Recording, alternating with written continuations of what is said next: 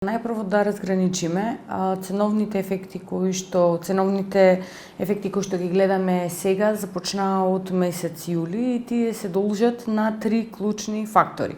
Прво имавме една ниска основа и од аспект на економија и од аспект на цени во 2020 година, главно како резултат на пандемијата, затоа што имавме истишана економија и цени, и во 2021 година на таа ниска основа добиваме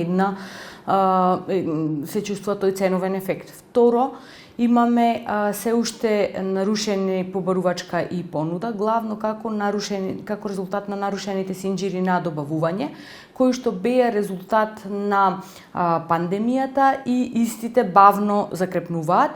Од тука овие два ефекти се исклучиво резултат на пандемијата која што започна 2020 година, и третиот ефект доаѓа од цената на енергенсите, кои што забележуваме еден општ глобален пораст на цените како резултат на зелената агенда и како резултат на недоволните капацитети за производство.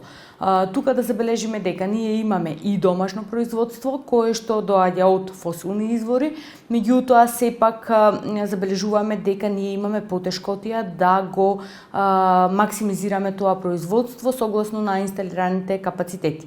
И во иднина она што треба да го очекуваме е дека првите два ефекти кои што доаѓаат од пандемијата, истите ќе се од времен карактер, истите ќе исчезнат во текот на 2022 година. Првите очекувања беа дека ќе исчезнат во прва половина на 2022 година, сепак најавите се дека можеби ќе има одолжување.